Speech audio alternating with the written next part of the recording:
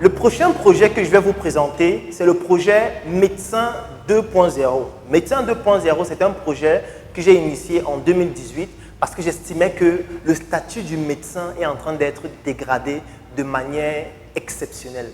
Donc, il était question de pouvoir apporter une nouvelle ère de fraîcheur dans le domaine de la santé, en commençant par les médecins. Mais ce qu'il faut savoir, c'est que médecin, c'est un nom générique parce que ça touche aussi tous les autres professionnels de santé comme les infirmiers, comme les aides-soignants, comme les analystes biomédicaux, comme les pharmaciens, etc. Mais j'ai voulu commencer par les médecins, bien évidemment, parce que je suis médecin, je maîtrise mieux comment ça se passe avec les médecins, afin de leur apporter une nouvelle solution, c'est-à-dire médecin 2.0, comportant donc une nouvelle approche de la médecine afin de réinventer notre manière de faire la médecine. Et bien évidemment, pour ce projet, j'ai aussi utilisé des techniques d'intelligence marketing, techniques que nous allons voir au tableau tout de suite.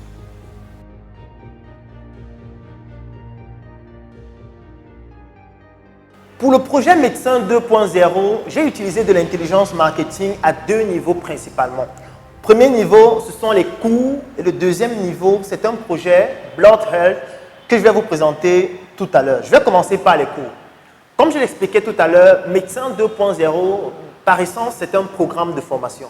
Programme de formation afin de pouvoir présenter aux médecins comment voir la médecine autrement, comment réinventer la médecine, comment utiliser les nouvelles technologies afin d'améliorer notre pratique médicale, comment intégrer la gestion des finances personnelles dans la pratique médicale au quotidien, comment faire en sorte qu'un médecin puisse être épanoui sur le plan économique sans en avoir honte ou à penser que l'argent est tabou. Parce qu'on le sait.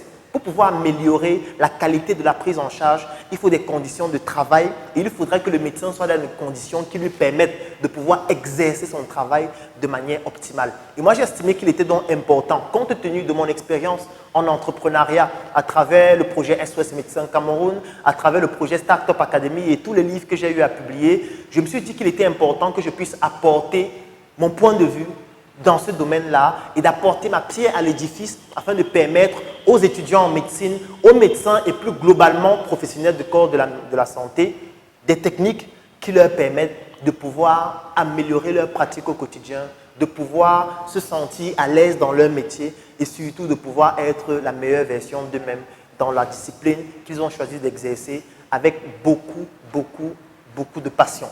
Alors, le premier service donc, que j'offre, ce sont des cours, c'est-à-dire des formations. Et mon objectif, c'était de dispenser ces formations dans des facultés de médecine. Parce qu'en réalité, j'avais deux cibles. La première cible, ce sont les facultés de médecine, c'est-à-dire commencer par des étudiants. La deuxième cible, c'était les instituts, c'est-à-dire les centres spécialisés ou plus globalement les structures hospitalières déjà ouvertes afin de les former et de former leur personnel, principalement les professionnels du corps de la santé, pour que ces structures-là puissent optimiser leur fonctionnement et fonctionner de façon adéquate et optimale. Donc voilà les deux cibles que j'avais.